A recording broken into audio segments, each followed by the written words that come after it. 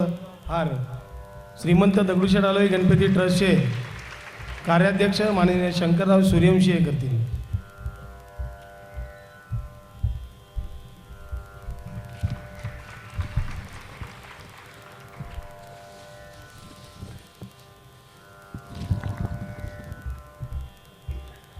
धन्यवाद.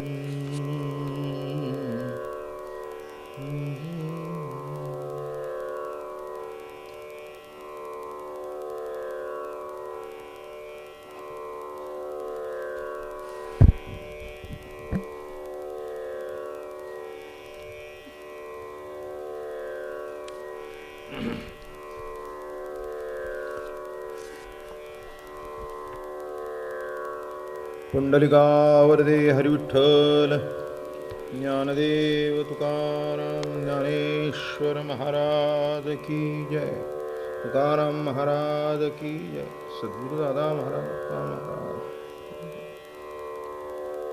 कृष्णमूर्ती होय गे कळो आली सोय गे.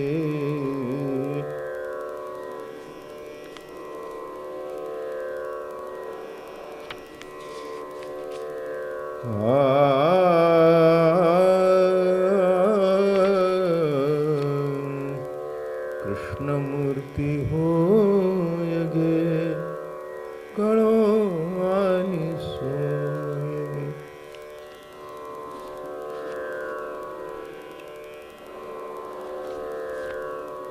प्राणाचाही प्राण पाहता सुख सांगो काय गे.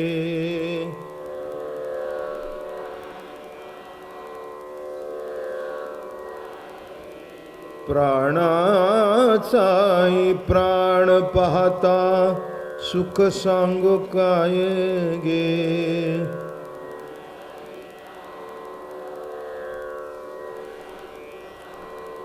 तुळशी माळा गळा गे कस्तुरीचा टिळा गे.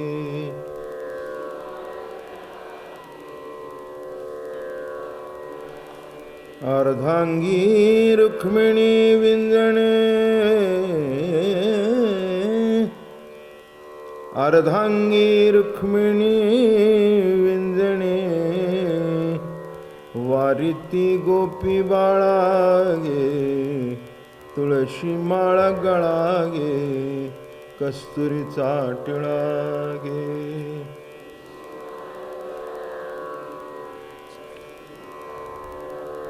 पितांबराची कास गे कसली सावकाश गे.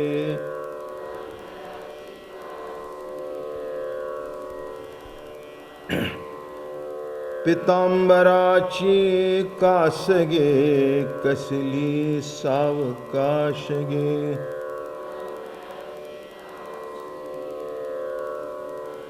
नारद तुंबर गायन करीती नारद तुंबर गायन करीती पुढे निजदास गे. तुळशी माळ गळा गे कस्तुरीचा टिळा गे.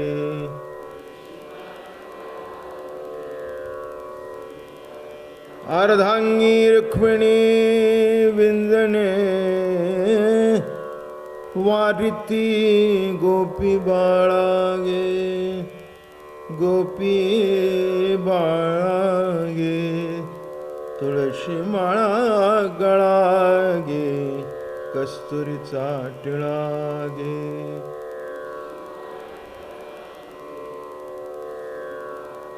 भक्त कृपेची माय गे ओळखो आली विठाई गे.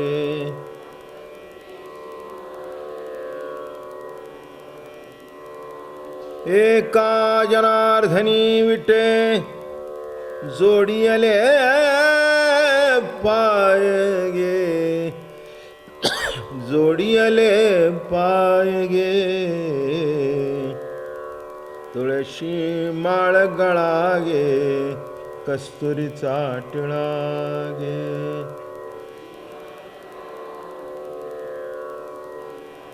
अर्धांगी रुक्मिणी विंजणे वारिती गोपी बाळा गे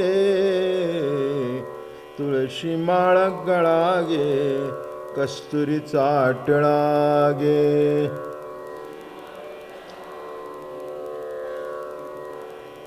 कुंडलिकावरती हरिविठ्ठल श्री ज्ञानदेव तुकाराम ज्ञानेश्वर महाराज की जय. तुकाराम महाराज.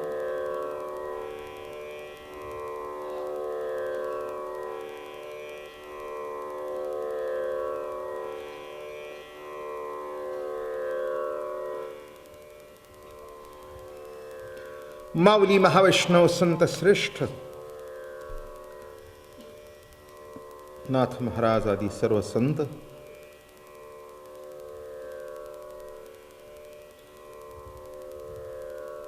या कथेचे आद्य कथाकार शुक महामुनी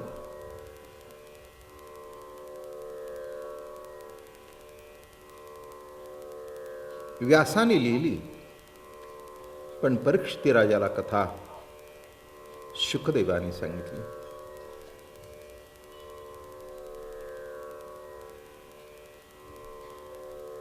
धर्मार्थ काम मोक्ष 4 पुरुषार्थ आहेत.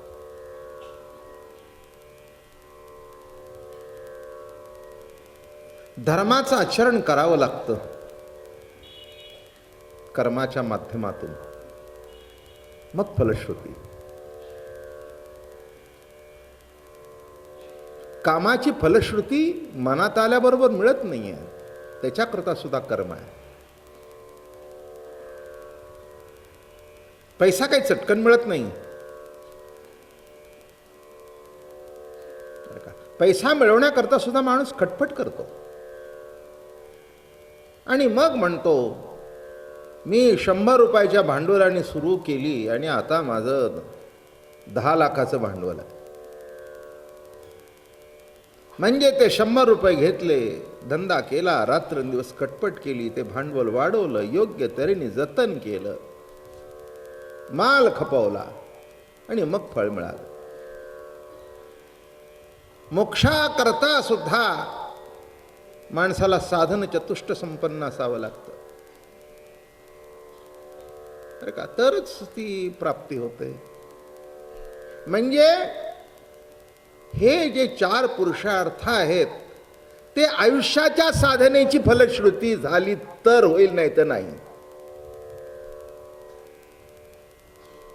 बरं का, कोणत्याही कर्माचा शेवट कर्म केलं तरी ते नीट होईल असं काही सांगता येत नाही कोणाला छातीवर हात ठेवून. रोजची स्वयंपाक करणारी बाई असं काही म्हणू शकत नाही की आज मी तसंच करीन, नाही होऊ शकत. बरं का, कामाच्या माध्यमातून ज्या मुलाबाळांच्या करता खटपट केली, मुलं बाळं झाली, ती चांगली निघतील असं काही सांगता येत नाही. माणसं म्हणतात आम्ही पोराबाळांना घडवलं, द्या सोडून. हां, त्यांना मार्गदर्शन करावं, शेवटी करायचं न करायचं हे प्रभूच्या हातात असतं. त्या पद्धतीने कार्य जीवनामध्ये चालू असतं. म्हणजे इतकं काही सोपं नाही, कर्म हे करावंच लागतं. असं आहे का की मोक्ष चटकन मिळाला? इतकं काही सोपं नाही आहे, नाही का.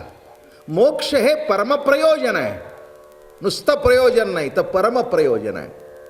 म्हणजे त्याचा अर्थ असा आहे की जवळजवळ प्रत्येक माणसाला परमार्थ जेव्हा करतो तेव्हा त्याच्या मनामध्ये एक असतं की आपण मुक्त व्हावं, म्हणून परमप्रयोजन आहे. काय सांगतो नीट लक्ष देऊ नये का. हे 4ही पुरुषार्थ साधण्याकरता खटपट करावी लागते. पण हे प्रभू, तुझी कथा अशी आहे की ती कानाने ऐकल्याबरोबर जीव बद्ध आहे, तो मुक्त होऊन त्याच्या पलीकडे जातो. काय म्हटलं मी, कुठे आलो आपण? तुझ्या कथेचं सामर्थ्य असं आहे, ऐसे निमाते विश्व कथित कथिते नितोषे कथु विसरत मग तया विसरा माझी विरत जीवे अंगे. ऐसे निमाते विश्व कथित कथिते नितोषे कथु विसरत. जेव्हा माझी कथा चालते ती कथा नुसती श्रवण केली की माणसाचा उद्धार होतो. कशावरून? तर परीक्षितीचा झाला त्याच्यावरून. आणि म्हणून या कथेला, या श्रवण भक्तीला अत्यंत महत्व आहे. अरे का, जे कर्म फलद्रूप होणार नाही, जी मुक्ती सहज साध्य होणार नाही, ते नामानी आणि हरिकथेनी त्वरित देवाची द्वारी उभा क्षणभरी, तेणे मुक्तिचारी साधियेल्या, तेणे मुक्तिचारी साधियेल्या, तेणे मुक्तिचारी साधियेल्या. लक्षात घ्या काय म्हटलं की पुरुषार्थचाच अर्थ असा आहे की पुरुषाचा हातून तेवढं कार्य घडल्याशिवाय तो पुरुषार्थ प्राप्त होत नाही, ते कर्माचा शेवट होत नाही. तसं नाही आहे हरिकथेचं. श्रवणाच्या मीसे बैसावे येवोनी, आणि साम्राज्य भुवनी सुखे नांदा, साम्राज्य भुवनी सुखे नांदा, श्रवणाच्या मीसे बैसावे येमोनी. लक्षात ठेवा. म्हणून हरिकथा ऐकाविषयी वाटणं हे सुद्धा जन्मजन्मांतराची पुण्याई लागते. नारद जगभर फिरत बसले हरिकथा गुणगान गात.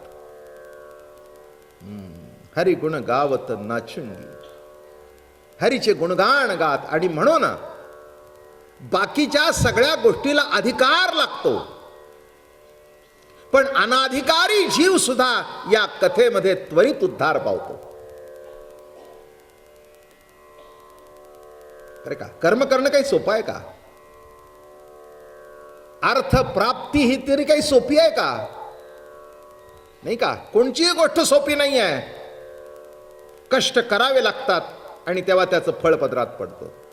हा साधा नियम आहे, साधा नियम आहे. आणि इथे कष्ट काय? तर श्रवणाच्या मिसे बैसावे येऊनी, आणि साम्राज्य भोनी सुखे नांदा. आणि अशी ही कथा चालू आहे. भगवंतानी त्या गोपींना अडवलं. अरे प्रेम आहे, प्रेम आहे, प्रेम आहे म्हणता. अरे खरं प्रेम असेल तर मी गुप्त झाल्यावर तुम्ही मरायला पाहिजे होतं, जिवंत कशा राहिला? तर म्हणाला जिवंत राहिलो ते तुझ्या कथेमुळे. काय? तू गुप्त झाल्यानंतर आम्ही तुझी कथा कानाने ऐकत होतो, आणि तुझी कथा श्रवण केल्यानंतर सत्कथा श्रवण करवी पियुष चाखवी. सत्कथा श्रवण करणी पियुष चाखवी. सत्कथा श्रवण केल्यानंतर कानामध्ये जे अमृत गेलं, त्या अमृतामुळे आम्हाला जीवन प्राप्त झालं. पण हे प्रभू, एक सांगावंसं वाटतं, एक अजून पुढे जाऊन सांगतो. कथा ऐकल्यानंतर पाप जातं पण ताप जात नाही.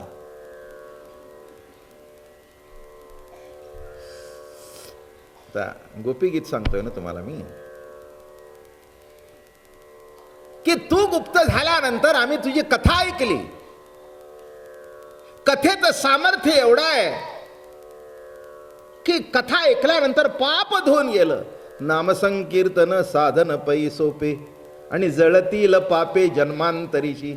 न लगती सायास जावे वनांतरा, सुखे तो घरा नारायण.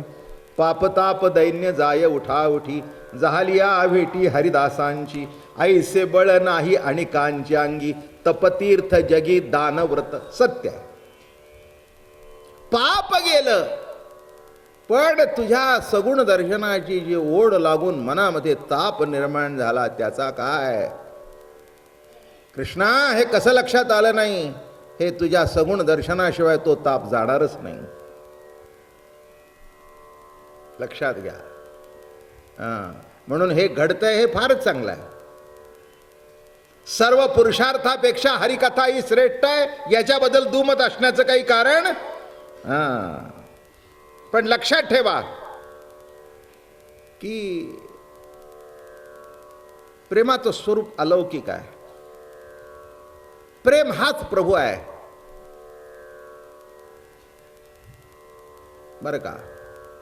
काही माणसं दुसऱ्यावर प्रेम करतात, काही माणसं दुसऱ्याकडून करून घेतात, काही माणसं कोणावरच प्रेम करत नाहीत. म्हणजे जगावर तर सोडून द्या, त्यांचं स्वतःवर सुद्धा प्रेम नसतं. अशी विचित्र माणसं असतात बरं का या जगात. नाही असं काही म्हणू नका. हो, वृक्ष जीवन, वृक्ष जीवन. आणि इथे गोपिका सांगतायत, अरे तुझ्या करता सगळ्यांना सोडलं, केवढं पाप घडलं. ते पाप गेलं धुवून तुझी कथा ऐकून, पण ताप गेला नाही. मोठी गंमत आहे नाही का. त्या गोपी किती सुंदर बोलतात बघा. हो, तुझ्या करता देहाचा जो पती होता बरं का, त्याला सोडलं. ज्याच्याशी लग्न झालं होतं त्याला सोडलं. आणि कदाचित ते पाप तू आहेस म्हणतोय तेव्हा लागला असेल, पण तुझी कथा श्रवण केल्यानंतर ते पाप धुवून गेलं, पण ताप काही संपला नाही. निरनिळ्या अंगाने थोडंसं आपण बघूया. आणि काल मी म्हटलं की 19 श्लोक आहेत गोपी गीताचे, तेव्हा 19 गोपीने निरनिळ्या पद्धतीने त्याच्यावर आरोप केले, कुणी कौतुक केलं, असे ते गोपी गीताचे श्लोक आहेत. मी तुम्हाला म्हटलं की त्या गोपींच्या मध्ये आपले ज्ञानोबा तुकोबा होते. आणि म्हणून काल एक विरहिणी म्हणून दाखवली तुम्हाला. ज्याची आवडी संसार त्यजिला, तेने का बोला धरी लागे माये. सगळ्या कृष्णा करताच आहेत, काही वादातीत प्रश्न आहे. कृष्ण वेधली विरहिणी बोले, कृष्ण वेधली विरहिणी बोले, कृष्ण वेधली विरहिणी बोले. चंद्रमा करीतो उभारा गे माये, नलवा चंदन नो खाली विंजण वारा. हरिविण शून्य शेजारू गे माये, माझे जीवीचे तुम्ही काहो नेणा, माझे जीवीचे तुम्ही काहो नेणा. कृष्ण वेधली विरहिणी बोले. हो, वेद कुणाचा लागला? कृष्णाचा वेद लागला, सगुण दर्शनाचा वेद लागला. ज्ञान झालं की तो सर्वज्ञ आहे, सर्व ठिकाणी आहे, नित्य आहे, अखंड आहे, अविनाशी आहे. हे ज्ञान झालं. पुढे काय नाही का. पुरुषांना भाकरी करता येत नसली तरी भाकरीचं ज्ञान आहे नाही का. हो, ज्वारी घेतली जाते, ती दळली जाते, त्याच्यामध्ये पाणी घातलं जातं, मळलं जातं आणि त्याची भाकरी होते. एवढं ज्ञान आहे. करता येत नसेल. आणि मुख्य ज्ञान आम्हाला आहे ना की भाकरीने पोट भरतं.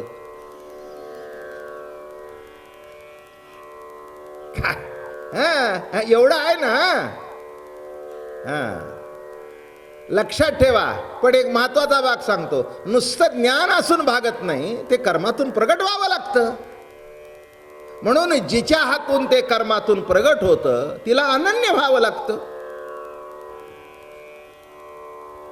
आलं का लक्षात. त्या बायकोला अनन्य व्हावं लागतं बरं का. म्हणून वस्तू आणून देतात पुरुष, पण करते बाई. तसं वस्तुरूप परमात्मा आहे, पण वस्तूची प्रक्रिया ज्याच्यातून प्रगट होते, प्रक्रिया, तिला प्रकृती म्हणावं, तिला प्रकृती म्हणावं. हा मुख्य मुद्दा लक्षात ठेवा. आणि म्हणून जीवनाकडे, जगाकडे निरनिराळ्या पद्धतीने बघितलं जातं. गंमत बघा. चला विचार मांडू. आता काय प्रवचनच करायचं आहे. 15 दिवस झाले बरं का. हां, म्हणजे उद्यापासून एक एक दिवस कमी होईल. आत्तापर्यंत एक एक दिवस वाढ होते, उद्यापासून एक एक दिवस कमी होईल. तेव्हा जसं काही मला कळलं तसं 15 दिवस सांगितलं. आवडलं का नाही मला माहिती नाही, पण बरं वाटलं म्हणून रोज येत आहे. आवडलं की नाही मला माहिती नाही. आणि एक सांगू का, आवडू दे नका न आवडू दे, बरं वाटलं म्हणजे झालं ना. काय करायचंय, काय करायचंय. तेव्हा मजा म्हणून सांगतो. वेदांती म्हणतात बघा, कशी जगताकडे बघण्याची दृष्टी मोठी गमतीची आहे. एखाद्या वेदांत्याला विचारले काय आहे हे जगत, जीव, परमात्मा, तो म्हणेल मी द्रष्टा आहे आणि जगत तथा ईश्वर हे दृश्य आहेत. हे सगळं विषय मांडून तुम्हाला गोपींच्या जवळ यायचं आहे. वेदांती काय म्हणेल, मी द्रष्टा आहे आणि जगत तथा ईश्वर हे दृश्य आहे. मी द्रष्टा आहे, हे जगत आणि परमात्मा हे दृश्य आहे. मी द्रष्टा आहे याचा अर्थ कळला का. द्रष्टा साक्षी आहे, सर्वात असून सर्वात नाही. साक्षी म्हणजे कोण.